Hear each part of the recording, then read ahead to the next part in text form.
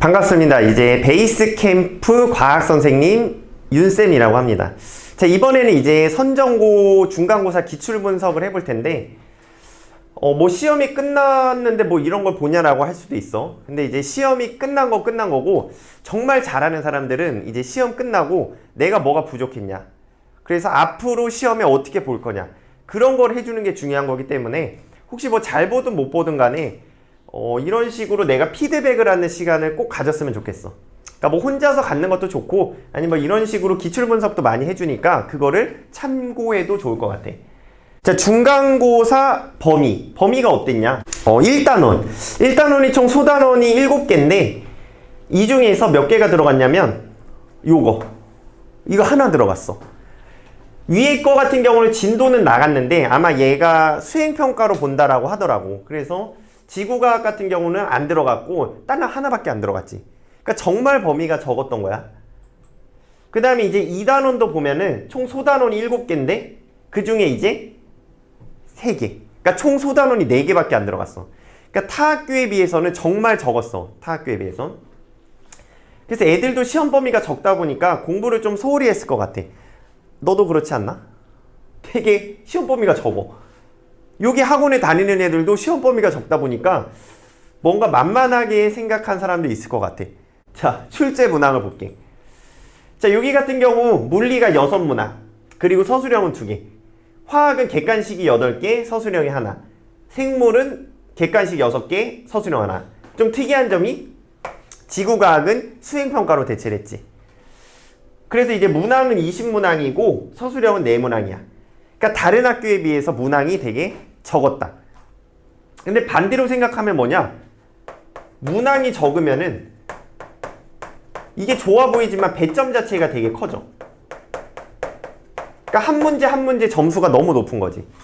그래서 서술형 같은 경우도 뭐 10점짜리 서술형, 그러니까 그런 거 하나 틀리면 그냥 등급이 뭐 2~3개씩 깎이는 거지.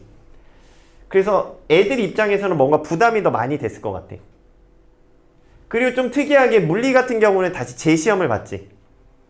그래서 재시험을 봤기 때문에 처음에 점수가 되게 많이 깎였는데 오히려 재시험 때문에 올라간 학생도 있을 것 같아.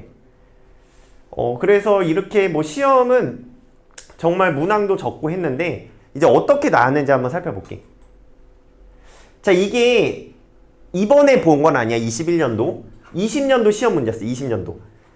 그러니까 내가 이제 분석도 이것도 해줬었는데 뭐 잘 봤는지는 몰라. 보면은 얘가 흡수력이라는 표현을 썼거든. 2020. 그러니까 다른 학교나 기출문제집 아니면 뭐 완자 이런 데서는 이런 표현을 안 써. 흡수력. 그 다음에 이런 것도 약간 난이도 높은 문제거든. 삼투압분의 팽합. 그러니까 아이들이 이런 것 때문에 되게 어려워하지. 자, 근데 이거를 잘 기억해봐. 흡수력, 삼투압, 팽합. 자, 올해 문제를 한번 봐볼게. 자, 이거를 꼭 잘 기억을 해보고, 올해도 보면은 이 그래프가 나왔어. 지금 뭐 그림이 잘 안 보이긴 하는데 혹시 문제가 있는 사람은 1학기 중간고사 17번을 보면 돼. 그러니까 요 그래프. 근데 또 여기가 이 그래프가 선생님이 친절한 게 프린트에 그대로 넣어놨거든. 그래서 프린트로 공부를 좀 많이 한 사람들은 익숙하긴 했을 거야. 그리고 이제 보기를 볼 텐데 여기 똑같은 표현이 나오지. 그러니까 2020년에는 기억보기였긴 했어. 그 다음에 여기 삼투압분의 팽합. 자, 이거 역시도 아까 봤던 거야. 그래서 작년 기출을 안 봤던 사람들은 어려웠겠지. 근데 작년 기출을 조금 제대로 공부한 사람들은 많이 보던 문제라서 조금 익숙해서 그나마 잘 풀진 않았을까. 그래도 워낙 이 문제 자체가 어렵기 때문에 많은 학생들이 틀렸을 거야. 자, 그 다음 거. 그래서 뭐 요거는 이제 뭐 지금 이거를 내가 풀이를 해줘서 이해한다는 건 큰 의미가 없고 너네가 이런 선지들을 체크를 잘해주면 좋을 것 같아. 선지들. 그러니까 작년이랑 매우 유사했다. 화학 문제긴 하거든. 근데 이게 원자 모형을 나타냈어. 근데 이 문항은 교과과정 내에는 없는 거야. 그래서 이게 언제 배우냐고 하면은 아마 문과생들은 안 배울 텐데 이과생들 같은 경우는 화학원에서 배워. 화학원. 그래서 내년에 볼 문제긴 한데 선생님이 이제 프린트에 넣어놨어. 이거를. 그래서 그 프린트에 넣어놨는데 어렵게 내시진 않았지. 그냥 뭐 흐름, 순서를 나타내라. 그래서 뭐 문제집만 공부했던 사람들 아니면 교과서만 공부했던 사람들은 조금 헷갈렸을 거야. 학교 프린트를 안 봤기 때문에. 그래서 이제 가장 중요한 거는 학교 프린트야. 그 다음에 교과서. 그 다음에 이제 시중에 있는 문제집에 너무 많은 의미를 부여하면 안 돼. 그냥 그거는 그냥 내가 공부한 걸 확인한다는 입장이지 학교 프린트가 정말 중요하다.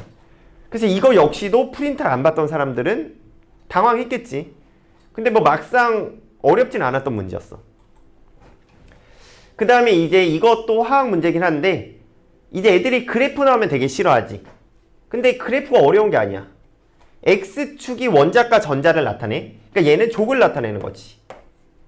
그리고 이제 Y축은 주기를 나타내. 주기. 그래서 A 같은 경우 보면은 1족이야. 그리고 이제 Y축 읽으면은 3주기. 그러니까 너네가 하나하나 천천히 해석하면 돼. 그래서 3주기 1족 나트륨이 되겠지. Na. 그 다음에 B도 찾아보면은 얘는 1족 1주기. 그래서 H가 돼야 돼. 그리고 여기 이제 C도 찾아주면 얘는 산소. 그 다음 얘는 Cl. 그래서 너네가 이제 이거를 찾아서 잘 체크를 하면 되는데 또 여기 낚시가 있어. 이 기억 보기. A와 B가 모두 금속이냐? 자, A와 B 같은 경우는 모두 금속이 아니지. 그러니까 항상 1쪽에서는 누구를 주의해라? 수소. 얘 때문에 틀린 거지, 기억이. 그 다음에 니은. A와 C. 뭐 얘 같은 경우는 안정한 이온의 전자 배치가 같다. 이거 이제 화학결합 때 배우긴 할 텐데 이거 맞는 표현이지. 그 다음에 디귿. D는 상온. Cl, 할로젠은 상온에서 이원자 분자로 존재하며 특유의 색이 있다. 그러니까 조금 난이도를 높였으면은 이 색이 뭔지도 물어봤을 것 같아. 근데 이제 여기서는 이제 어렵게 내시진 않았지. 그래서 뭐 기억에 좀 낚였을 수도 있을 것 같은데 뭐 화학 같은 경우는 좀 평이했어. 자, 그럼 이제 총평을 볼 텐데 범위는 되게 적었어. 그러니까 내가 지금 3개를 주긴 했는데 솔직히 2개 정도면은 적당한 것 같아. 범위는 정말 적었다. 난이도. 근데 이게 난이도가 되게 어려웠어. 그러니까 다른 학교에 비해서 되게 어려웠다는 거지. 그러니까 범위가 오히려 많으면은 난이도는 쉬워지는데 범위가 너무 적다 보니까 선생님들이 난이도를 엄청 올린 것 같아. 특히 화학은 어렵지 않았는데 물리랑 생물. 그 중에서 생물이 정말 어려웠을 거야. 생물이. 이게 웬만한 학교보다 정말 어려워서 1등급도 점수가 엄청 낮을 거야.